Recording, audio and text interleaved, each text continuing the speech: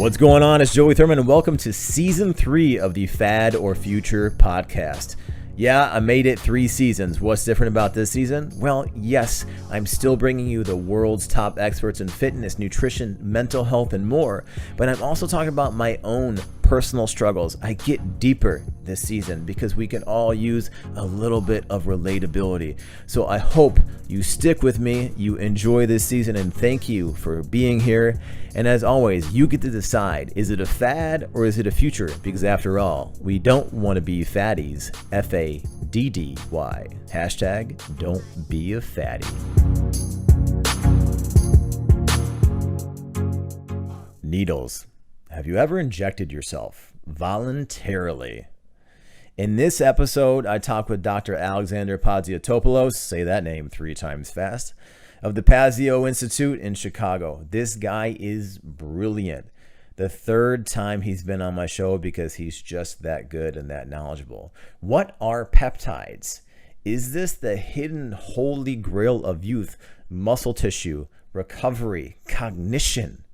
I tell you what, most of the NFL is probably taking peptides and they can't test for these things. What are peptides? Who should take them? And maybe you should take them.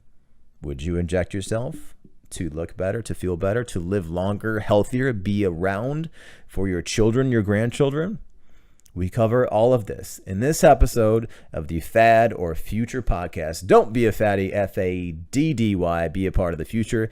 Here's my conversation. It's a good one. Make sure you share this with your friends with Dr. Alexander Paziotopoulos. Dr. Alex, man, what's up? Thanks for coming on the show for the 3rd time, I believe. Man, you're a regular. What's up? Regular. I'm glad to see you like blowing up and everyone's following you. So it's great. You know, yeah, smoke and mirrors, my friend. Smoke and mirrors. But we were talking before this. It's funny that, you know, like we're working with the same individual in a different coast, and we're in Chicago area. It's just crazy how this virtual world has expanded our reach, you know? Oh yeah. I mean, but people they're looking for this now. Yeah. Right. And they know what's not working. And there's a lot of shit that's not working. And speaking of things that are really kind of new and interesting, I think anytime somebody takes out a needle, we all like, people are like, what the hell? You're injecting yourself. What is this? So this podcast is all about peptides. So what in the hell is a peptide? Let's just like go with the Cliff Notes version here. Sure. Cliff Notes versions, you know, there's a scientist in Russia that really brought us peptides. And originally all these peptides were oral. So all peptide is a bunch of amino acids strung together. And if there's more than, and there's different definitions of this, but if there's more than about 50 of them, you call it a protein. And everybody knows what a protein is. So it's just a shorter chain of amino acids, and they can affect the way that different metabolic processes in your body run. And it can be basically any organ system you want. So there's peptides that can affect every single organ of your body or different processes of your body. And so now that, you know, it's been many years since the beginning of the development of peptides, now we have so many different peptides for everything, and they're in oral form. Now you can do them in creams. A lot of them are injectables. So, but they're all fairly naturally occurring peptides. There's not too many synthetic peptides because your body every day, and, you know, this number is just, you know, an average number, and we don't know exactly, but there's around 4,000 peptides in your body that we know of that are constantly adjusting things. Yeah. You know, all these different metabolic pathways. And so we're just using these peptides that are already available in your body, and you're already using them. And we're just giving you in higher concentrations to get, you know, a different outcome.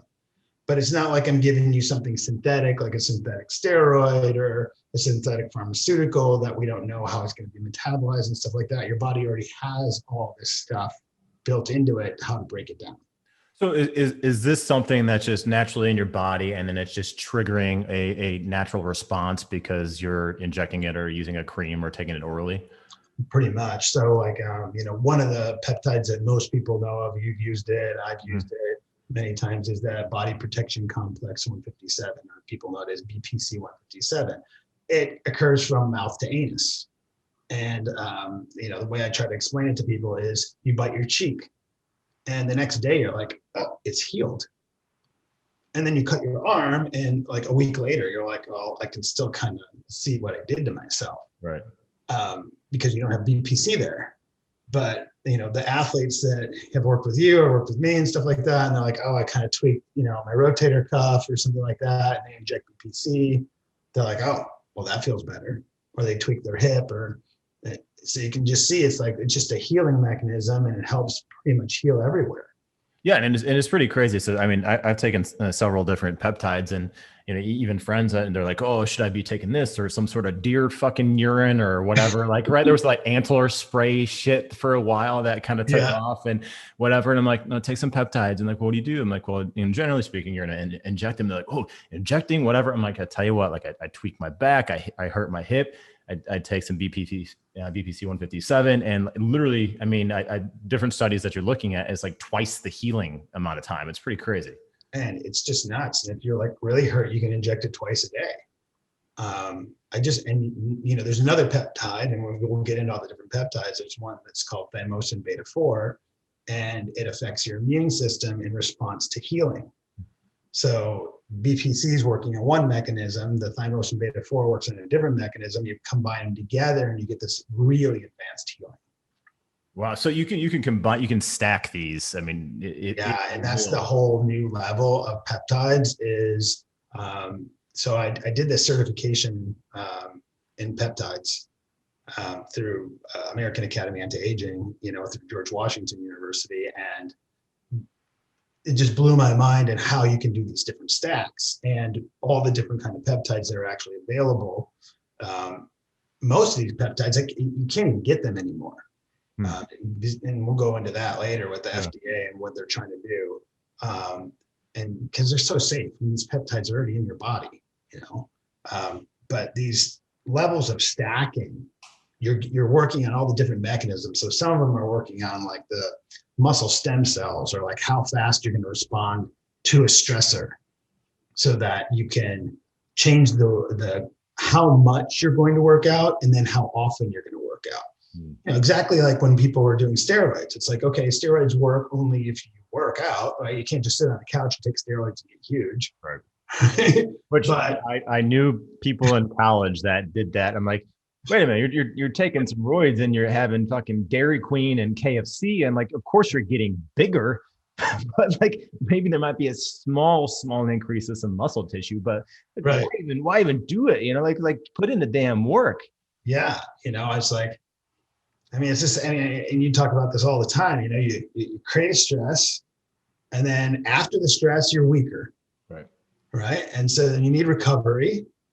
And then your body, after the recovery, has adapted, and now it's a little bit stronger than it was. And then before it says, like, I'm not going to stay stronger because you didn't do anything, we're going to apply another stressor, right? And hopefully keep getting stronger and stronger and stronger, right? At least close to our genetic potential, which is like the goal, right? Yeah. And if you're doing some of these peptide stacks, well, it just makes it a lot easier, especially if you're older.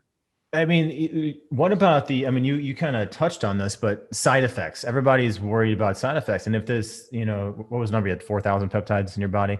I would imagine that the side effects would be much, less, because I've taken like 3 different cycles of peptides, and I don't know any side effect I've had, maybe like a little skin flushing from maybe the ipamorelin or the CJC, but like for like 5 minutes. And then after that, I'm pretty much feel wonderful, and my sleep is better, my gut health is better. And I know that you've had me on a stack before where part of that was gut healing properties and tissue healing. And yes, I wanted to look better, but I wanted to move better, feel better, and have these tissue healing properties. Oh yeah. I haven't really seen many side effects, to tell you the truth. The only side effect I've seen is the one that you're talking about, from CJC or from Moreland, and it's just a little inflammation. If people get worked up about it, they can make it a lot bigger than it really is. Right.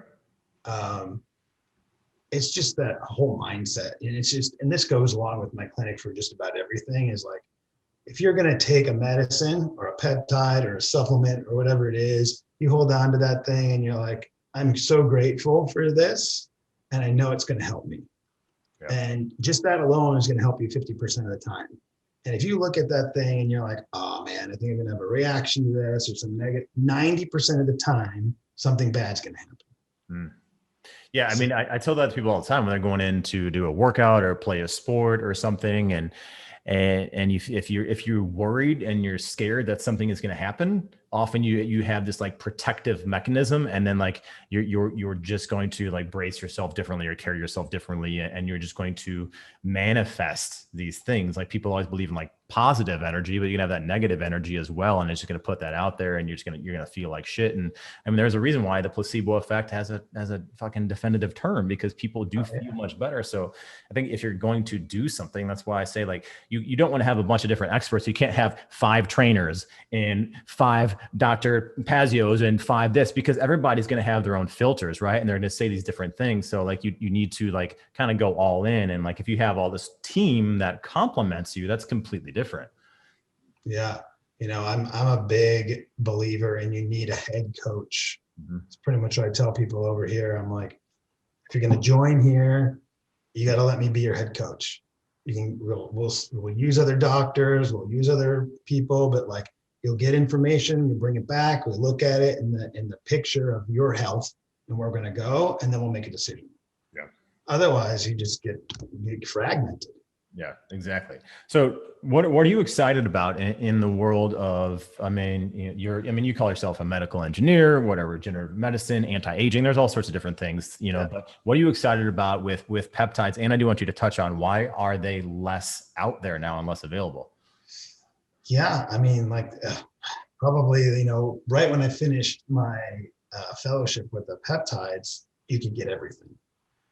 And then the FDA is slowly trying to like make certain things called a biologic or something like that. Because, what my belief is, I have nothing to stand on for this, but I think that there's lobbyists out there for pharmaceutical companies that are putting a lot of pressure, because anytime they see a lot of money getting diverted somewhere else, they want to bring it back home.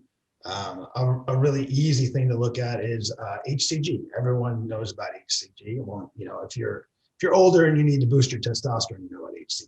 Right. Been around for a really long time. Compounding pharmacies were making it, and they were able to make it at a really inexpensive cost. All of a sudden, the FDA says you can't compound that anymore, and only the pharmaceutical companies can make that. Now, I don't even know how they can even make a claim like that, because like they have the exact same type of situation to make the peptide, right? But now the cost is, 4 or 5 times as much. And if you don't go to GoodRx and get a coupon or something like that, it went from like $50 to $500, right? So it's pretty much, you can't even use it for most people. Right. And other peptides, I think the thymosins, the alpha-1 and the beta-4s, I think they're going to be slowly getting taken away. So many other peptides, I can't get them. A Pidolon, which is a peptide from your pineal gland, which I would give it to people and they would say like, wow, my creativity came back and I'm so sharp and this is fantastic. And it's like, we know that these little glands that are in our brain, they just slowly deteriorating and they don't release what they used to release. And they have fantastic, I can't get that anymore. Now you can get it on the pharmaceutical side. There's like these peptides for research only that you can order, right? Which I don't recommend at all, right? But and I don't even know how those places are even available on the internet and how they haven't been shut down. But it's a really weird world of peptides, and I think they're letting it be a little bit of a Wild West, so they can say, oh, it's a Wild West and that's why we're shutting it down. But for right now, I think it's got enough backing to it. There's 2 major societies for peptides for physicians that they can get accredited with. And I think that movement and those physicians pushing for these peptides, because of how much they're helping people, we're going to be able to have them for a long time. I think it's just going to be a little bit of a battle of who's going to get the money. Yeah. right? It's always about the money. It's always about the dollars and cents, man. All right. So what are some, let's talk about the peptides that, and we touched on the BPC 157, but what about the peptides that you've been using for a little bit that you get good results, and then the things that you're excited about? Because, and also, are these technically legal for athletes to take? I mean, can you test these? Yeah. So a lot of these peptides are legal and some of them are not. And so there's a web page and it just depends on, what you're doing. Right. Right. If you're in the Olympics or you're in something that's, where you're getting drug tested, a lot of these peptides are banned. Okay. How can they test for them? I mean, since it's that's the whole thing is right. If it's because back in the day, HGH, right? Like there wasn't a test for H. They didn't have a way to. So how can you test for it? I don't really think they have testing for all these things. It's too hard because they're naturally occurring and they're going to break down at different levels of different people. So I think it's going to be really difficult for them to actually test. Yeah, I mean, I would probably throw out a number that the majority of like the NFL is probably on peptides. I would imagine, if not almost all of them. I mean, it's such a great advantage. I mean, if somebody's on peptides, the other person's not, and they're equal athletes, the guy on peptides is going to win. Yeah. So if you're comparing like a peptide versus your traditional like anabolic steroid, is there any correlation whatsoever? Just different, the anabolics are going to have a faster action. They're just a little bit stronger, right? They've been tailored for a little while, but they also have some pretty nasty side effects. Yeah. Right. Where your peptides are not. So you might have to do peptides for longer courses to get that kind of an action. Yeah. I mean, we've all seen it, somebody goes onto a steroid, for a number of months, and you're like, I don't even recognize that guy anymore. Right. I've seen people put on like 10 pounds in a week, and not like they take their, like what was it back in the day, like Dianabol, like and Sustanin, and see them like a week later, like, holy shit, like their shoulders are all, acneed up, and also, but it is pretty crazy. Right. And what's sad is that those anabolic steroids actually have a medical use, and that they've been banned, but they should be legal to be used in intensive care. You're sitting there and you're on a heart-lung machine and you're fighting for your life. You should have anabolic steroids. Right? Why not? Right.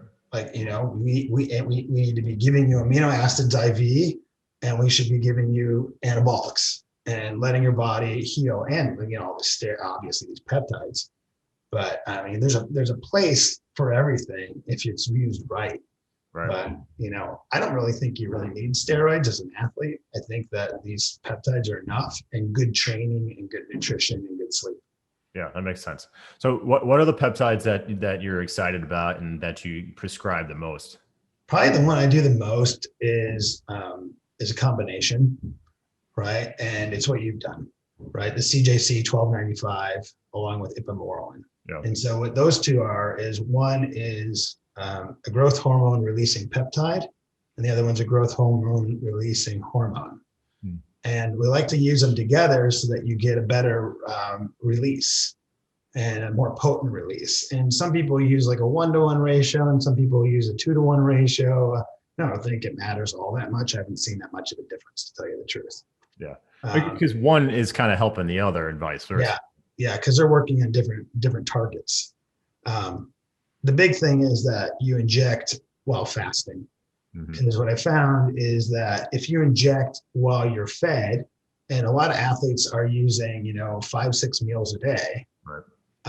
And so if you're fed within 2 hours of injecting, for sure, what's going to happen is after you inject, some of that peptide, instead of releasing growth hormone, is going to release insulin. And that's just not going to help you. Right. You release an insulin, and you might potentially, that food might be stored as fat, essentially. Yeah. So, you just have to change a little bit, fast before you do your injection. You can do aminos, so that won't mess it up. If so I just say stay away from the fats and the carbs, and use amino acids before you go to bed. And one of the amino acids I love is OKG before you go to bed. I've actually, yeah, you were the first one that ever turned me onto the OKG, and that, I mean, not the peptide, but if anybody looks at OKG, like the way you feel by taking that at night before bed, if you had like a heavy leg day or something versus not doing it or skiing, like I feel so much better. Right. You just recover so fast. I mean, that was designed for burn patients to heal, you know. And if you're a burn patient, you can heal with that stuff. If you're a regular lay person, you just worked out, it's going to help a ton. It's a nitrogen scavenger. That makes sense. Right. That's pretty crazy. So what is that? So what people experience who are taking like the CJC and the moral combination, just better tissue growth and strength, and what's the general things that people are going to feel? Yeah. So loss of visceral fat, which is fat, fantastic. They're going to be able to use their fat more efficiently, and they're going to recover much faster, and they'll add muscle. So it's not like a huge muscle gain like you will with a steroid, but if you're doing good at least 3 days a week of, training, heavy training, because beyond that, I think it's kind of hard to heal, and maybe you can go beyond that if you're a more advanced athlete. It just depends on who you are, right? Yeah. But if you're training hard and you keep adding stress and you keep adapting, I mean, I've seen people add 5-10 pounds on one round. So yeah, I mean, for me, and what I felt has worked the best is I do basically a 3-day week of, a kind of full body routine, and then 2 or 3 days a week of the accessory or ancillary movement. So maybe it's like biceps and triceps or abdominal work, and then 1 or 2 days a week we're throwing in some intervals, and then day of some mobility or just like complete rest or walking. I feel tremendous on doing it that way. Yeah, that's great. I mean, I just did a short cycle. I wanted to get really back into compound movements. Yeah. So my squats, deadlifts, overhead press, that kind of stuff. And having the peptides just allowed me to just keep adding every single time I worked out. Just kept adding weight. And I didn't feel like I was, crunching under the bar or compromising my form or straining or anything. I just felt fantastic. Yeah, I mean, it is pretty crazy. So what is the average cycle length that people should be taking on something like this? And how long does it take to feel benefits? About 10 weeks is one cycle. I try not to do more than 2 cycles a year. How's that? And the reason I do that is, a lot of my focus is age reversal. Mm-hmm. And so what we understand about the people that live to be like 100 and that kind of stuff is that, they're on lower protein diets and that their insulin growth factor levels are very low. So I think it's good to pulse growth hormone, mm-hmm. And you pulse it, you have this burst at night, and then during the day, it kind of goes down. Yeah. Right. We don't want these long bursts of growth hormone because you could grow cancer. You could increase your senolytic cell burden, which is the cells that make you age. Right. So I think like short bursts where you like build some tissue up and then you go back to like your intermittent fasting and, do your water fasting and things like that to maintain. And then you can do another burst. Yeah. Right. Whereas if you stayed on something long term, one, your body would down regulate and say like, well, I'm not doing that anymore. Right. Balance everything out, it wouldn't work very well. And 2, you could cause harm. But a 10-week cycle, you'll usually feel it probably at the end of the first week. Yeah. You'll see it at the end of the 3rd week for sure. And then you'll notice the benefits after you stopped injecting for another couple of weeks. So is that the same for all the growth hormone stimulating ones, or can you do like maybe like the BPC? Could you do that more times, or does it? Yeah, BPC you can pretty much do all the time if you needed to. It doesn't seem to have an effect where like the body doesn't work well with it. Yeah. I would pulse the thymosin beta 4 because it's an immune stimulant. But the BPC you could pretty much do all the time. All right, so let's go into that. There's some other things like I think people if they're familiar with peptides, I think they're thinking maybe tissue healing, but they're definitely thinking you maybe growth hormone stimulating or muscle tissue response. But what about some other things like like gut health and immune system that you touched on? There's like sexual health. There's some that can even make you tan. Yeah, all of it. There's even antimicrobial peptides. There's antimicrobial peptides. There's anti-cancer peptides. There's peptides that will work on there's genes in your body that are cancer regulators, and there's peptides made to stimulate those. There's ones for your bones. There's like the brain ones, the cerebrolysin and the epidolon. What else is there's cardiovascular ones. There's gut health ones, immune stimulating ones. There's ones for obesity, right? That just target obesity, and they work really well. There's this one called AOD, and it works great. And I can do that one next to one of the growth hormone stimulants to help people, get control of their weight, which is really fantastic. So how is that working? Is like appetite suppressant? Is it like thyroid stimulating, metabolism? Yeah, a lot of them what they'll do is they'll increase the insulin sensitivity. And a lot of people that have gained weight, what they've done is they've become insulin insensitive. So you measure their blood, which is, it's kind of counterintuitive. It's like, okay, why does this person have so much insulin in their blood, but they're obese? Right? That shouldn't be, right? But they're not sensitive to the insulin, like their cells are saying, their fat cells are saying, I don't want that. Don't be pushing any more sugar inside of me. I'm not storing anything more. And so then their pancreas has to keep making more and more insulin to shove this sugar into a fat cell that's already bulging, and so the peptides make the insulin more sensitive. Your body's able to use sugars better, metabolize them better, fat cells work better. And then there's even other peptides that help you burn fat, right? And there's a lot of crossover with some of these peptides.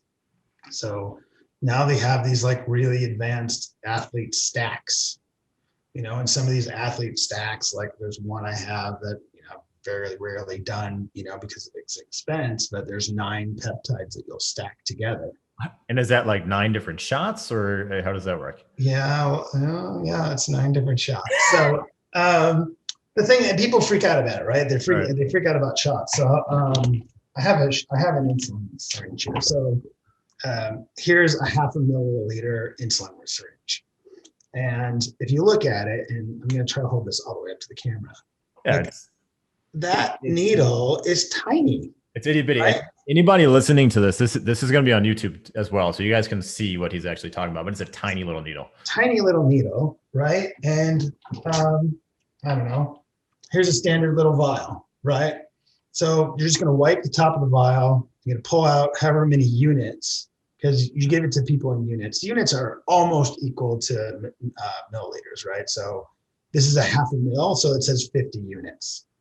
All right, so 100 units would be 1 milliliter. Right. About. It's slightly different, and I don't know why there's a slight difference, but there is a slight difference of 1 or something like that. Damn metric system. But it's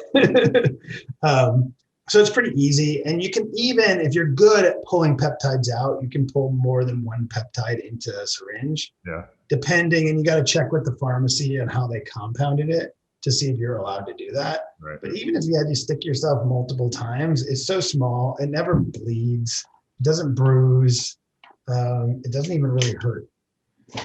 But what I tell people is don't pinch your skin. A lot of people are like, oh, I'm going to go pinch something like this and I'm going to stick that in there. I'm like, that's really not a great idea, right? You're putting that skin under tension and then you're going to stick it with a needle. Like just stick it in.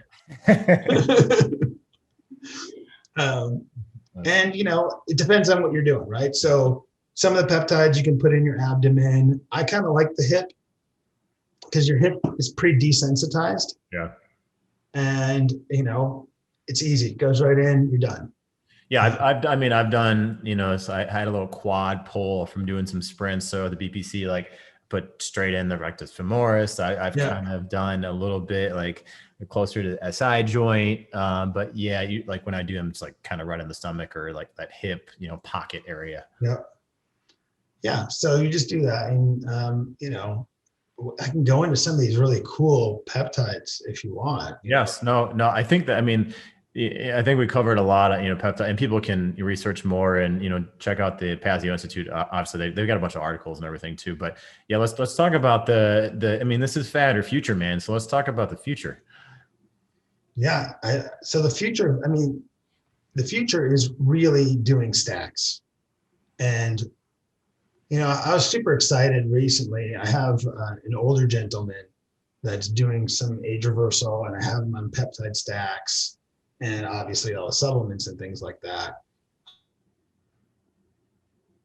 And he goes and gets some stem cells that are IV, and I got back his telomeres. And if for users that don't know, or the viewers that don't know about telomeres, they're the ends of your DNA. Mm-hmm. So every time a cell divides and copies the DNA, it gets shorter. There's telomere every single time. And then when it gets to a certain length, that's it. There's no more life, right? And his were extremely short, near to the end of life. And we just threw the kitchen sink at him for a year, and he added 25% onto his telomeres. And it kind of blew my mind because I wasn't really thinking that we were going to lengthen. Right. I was just hoping that we weren't going to degrade very quickly. Yeah. So my hope, or what's blowing me about the future, is this whole idea that we don't have to slow down aging anymore. Like this whole anti-aging movement was worrying about like, oh, how much can we slow down aging? Well, now we can work on, well, who cares? It's easier to reverse it.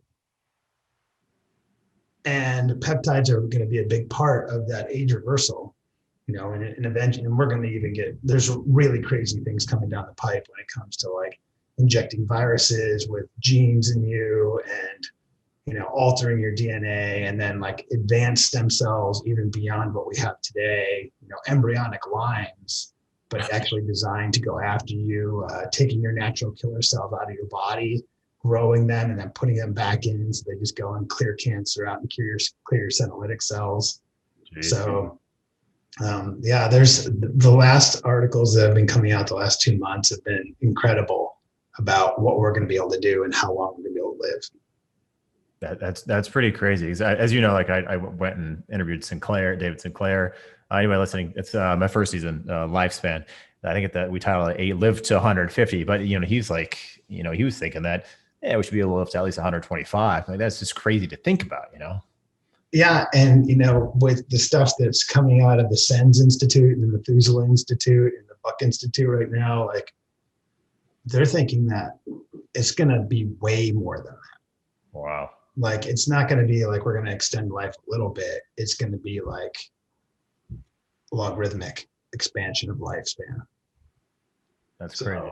Yeah, so it's really interesting, and what I'm trying to really drive into people is if you're older, like in your 70s, find someone that's doing age reversal and get on it, because this stuff is working now. It's not working what's going to happen in 15, 20 years, right? Mm-hmm. That stuff's going to be far beyond what we have.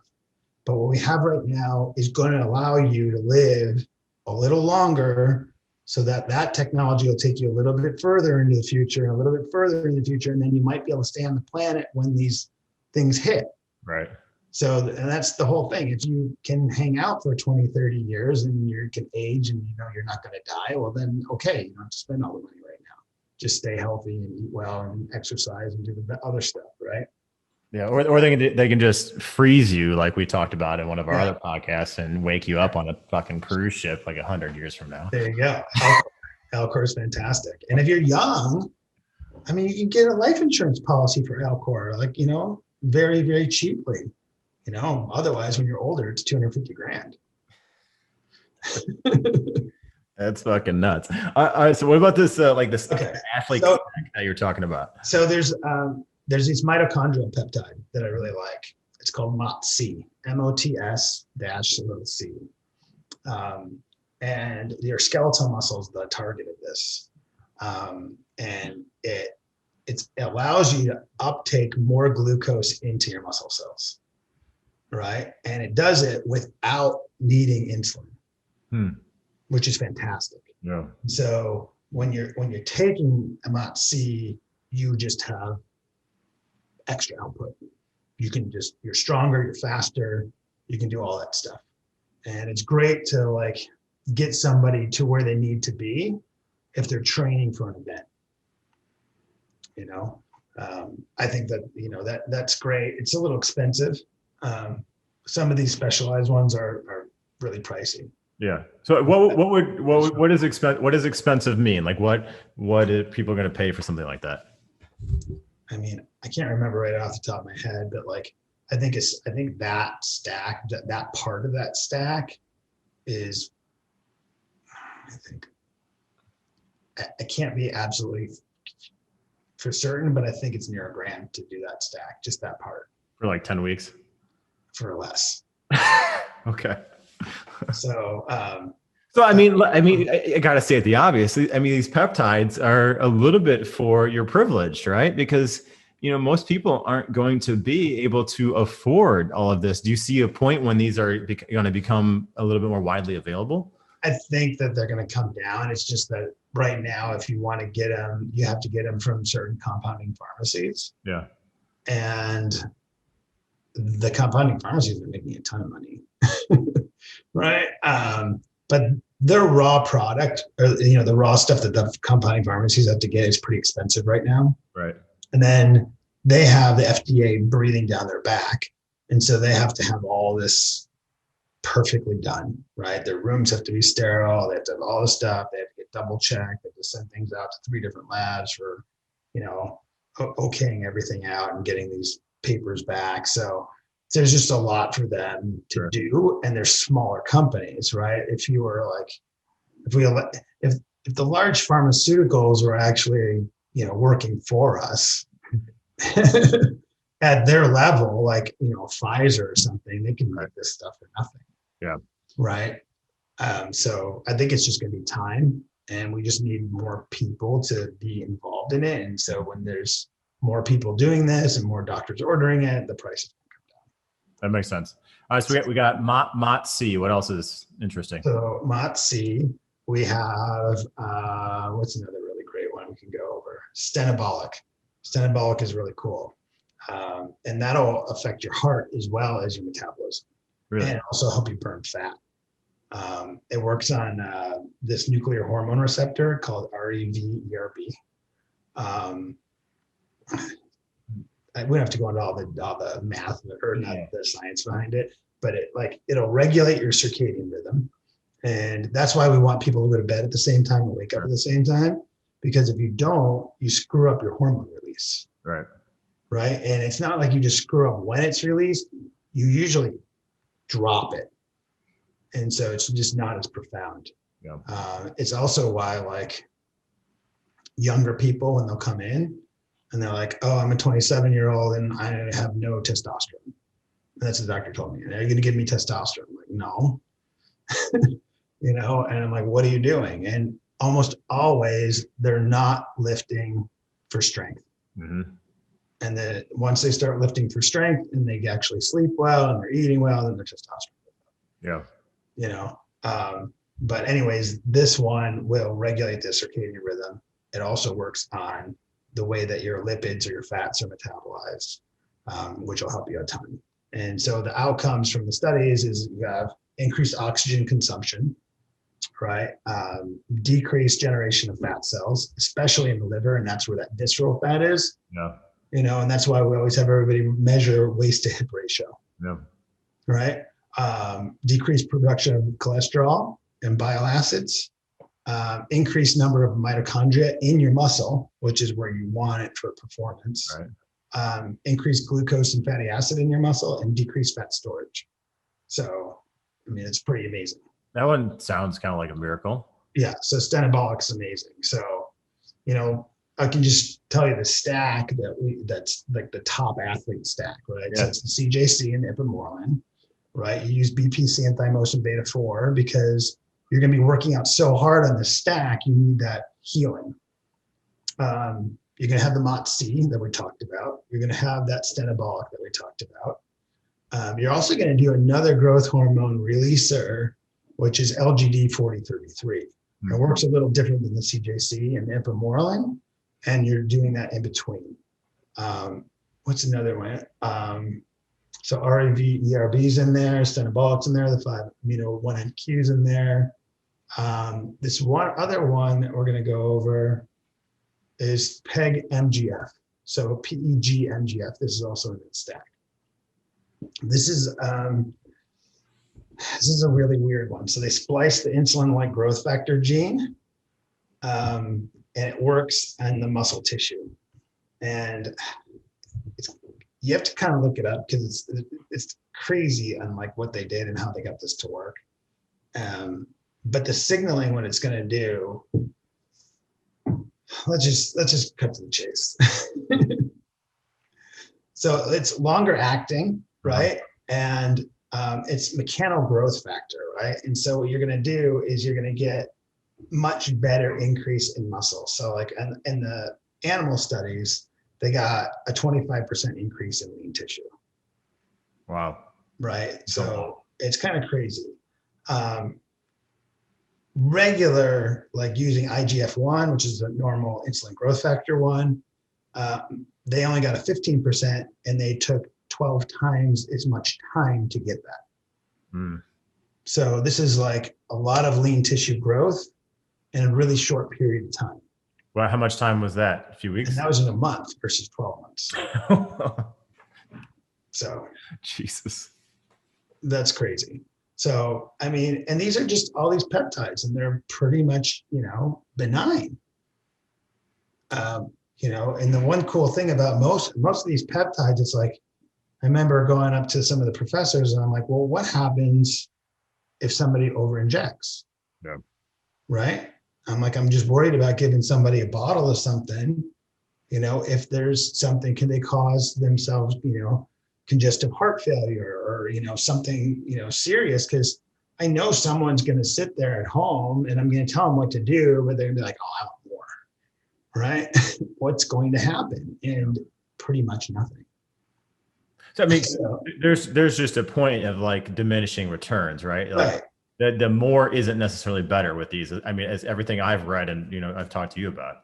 Yeah. So and when I hear that, and you look at the safety data, I'm like, well, this is great, because you just tell people like, yeah, if you want to hyper inject, you're not going to harm yourself, but you're already spending a ton of money. Like, yeah. Why do you want to do that to yourself, right? And at least I know that I can prescribe this for somebody and they're not going to harm themselves. Yeah. So I think that helps me as a physician, feel good about what I'm giving to people. That's pretty crain, honestly. I mean, people like to take too much Tylenol and all sorts of different shit, and they're suppressing like natural glutathione production. And as far as something that you're injecting, like I said at the beginning, people think that an injection is automatically leading to something that you shouldn't be doing. Yeah. Now, what about the ones that are all these ones you mentioned? Are they have to be injected, or is there a cream or oral tablet? I mean, some of them are oral. A lot of them can be oral, and I think that's, you're telling me about the future. Like, what am I looking forward to the future? And because there's so much pressure against these companies making injectables, and it's so expensive for them to make an injectable. Like, it's a lot easier to make a pill than to make a sterile injectable. You have to be a very specialized pharmacy to do that. You have to be like this 503B pharmacy, and you have to have all this sterile work stuff. But to do oral, you don't have to do all that. And so there's a lot of these compounding pharmacies that are working right now on figuring out what kind of a binder they need in an oral pill and binder's a loose word. So what do they need to put in these pills to keep them stable and to increase their bioavailability and their absorption? And I think that a lot of these are moving towards that. So Right now, one of the pharmacies has done thymosin beta 4 as an oral. And the way that they did that is they're using a fragment of the peptide that's stable, and they're able to do it orally and get the same kind of outcome that you do with the injection. So eventually they're going to be able to do a lot of that with just oral. And then there's some other growth hormone releasing hormones and peptides that are also oral.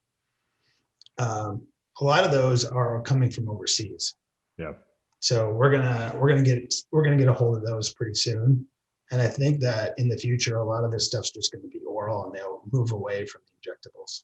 Yeah, because for a long time, I mean, that's why you had to inject, right? Because the oral, it had to go through a bunch of body processes, and it wasn't going to be as bioavailable, right? Yeah, and just because somebody makes an oral doesn't mean it works. So there's a bunch of compounding pharmacies, and I get on my portal and I have to order all this stuff all the time, and I'm like, oh wow, that's in like an oral form now, or that's in a nasal spray, or and then I'll call up the pharmacist and I'm like, hey, can you shoot me some of that data? And they're like, oh no, we just made that for somebody. Right. And I'm like, you don't really have any efficacy data on that yet?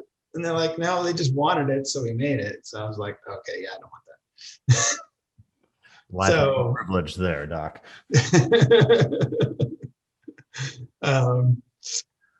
So if you want things to work right now, I would stick with the injectables. Okay.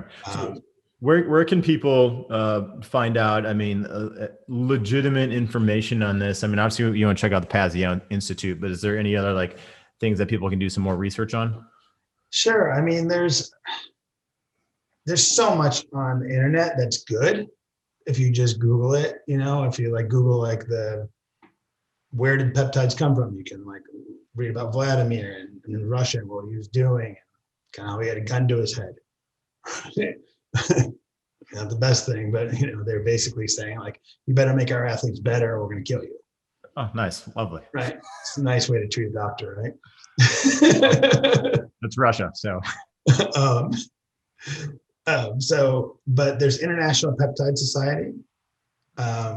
And I think they have some open source data there, so you can look at that and read some of the papers and a lot of the white papers and a lot of research behind it. Unfortunately, most of this research in peptides is animal-based, and it has to do with money, right? You need a lot of money to run a study, and there just isn't for this stuff. So anytime you have something that's a non-pharmaceutical, it's really hard to get a lot of animal studies. So what we do have is we have case studies, and we have collaboration between physicians that are using it to see well, are your athletes getting better? Are your sick patients becoming well, right? Are the people with the joint injuries, are they doing better? One of the growth hormones that we use, that AOD that helps the obese people, we can combine that with hyaluronic acid, and you can inject it into a knee or into a shoulder, and people feel a lot better, and they start getting better over time. And it's just one of the injections that you can do. I mean, that has to be done in the clinic, but it helps a lot. Where's another? The other one is pentosan polysulfate. I've got a lot of really great results from that one. This one's a weekly injection, and it increases your body's ability to heal cartilage. So it's used, and there's a lot of good studies on pentosan polysulfate if you look out there for osteoporosis, and not for osteoporosis, for loss of cartilage. And these people they don't want to get a knee replacement, right? They're near bone on bone, and you're like, look, you really just need to go get it done, right? And they're like, no, I'm willing to do peptides. I'm willing to do injections. Let's see what happens. And a lot of them do really, really well. And you're doing a combination of things, so I don't know exactly which one is the thing that works, and that's why studies are great. But the combination of peptides, and whether we're doing exosomes or doing BPC with it, they're able to work really well. I mean, I had a patient that we did pentosan polysulfate along with an exosome injection into her knees. And she had a really hard time walking a couple of blocks. And then she came back and she said that she went to Colorado and did a 10-mile hike. And I'm like, wait, what? And I'm like, well, maybe you shouldn't have done a 10-mile hike. But she's like, I felt good, and she felt good for a really long time. But when she stopped doing the peptides, then the pain started to come back. Mm. So, I mean, a lot of this stuff will work as long as you continue to use it. Right. So I don't know, there's no miracles, but these are great tools to help you get better and, stave off going under the knife. That makes sense. I mean, some of these other ones that are that tissue healing, like that will help heal that tissue, and it should be better unless you re-aggravate it, right? Right. That's fine, right? But like when you don't have any cartilage, yeah, right, and you're working on the inflammation and you're trying to build a little tissue, if you stop doing that, well, it's just going to break down too quick. Yeah, you're not going to regrow that cartilage. Like I have no cartilage L5S1, and I don't, like I've got constant shooting pain down my leg, and it is what it is. But I don't want to go under a knife, and it's manageable. Yeah, and for you, like if you we could. The whole thing is like finding people that are willing to do that injection under fluoroscopy. Right. I don't have fluoroscope. I'm not trained to do injections under fluoroscope, but there's plenty of people that are. Yeah. But we need them to open their eyes to like, okay, let's inject AOD with hyaluronic acid into that disc space. Right. Let's inject some exosomes along with that, and maybe we can get some more space there. You wouldn't even need that much to feel that much better, Right. But it's finding those kind of people that are willing to do that. Crazy. Doc, I mean, it's always enlightening talking to you, man. I mean, you were my first ever podcast where people go back to that. It was called Tripping on Ketamine, how I tripped my balls off on ketamine. And I was crying in a chair, and Dr. Alex was there, consoling me and touching my stomach and, rubbing my belly, making me feel much better. And I was, flying in the air. Like, you got to check that. If you haven't listened to that one's fucking nuts. that one is nuts. Where can people find you? We're the Pazio Institute, so they can go to the website, thepazioinstitute.com. We're in the West Loop in Chicago on Fulton Market. 844 Regenerate, REGER and 8. There you go. Phone number. Beautiful. All right, buddy. I appreciate you coming on, and I know we'll have you on again. And remember, don't be a fatty, FADDY. Be a part of the future. I'm Joey Thurman, and I will see you, and you will hear me very soon. Cheers.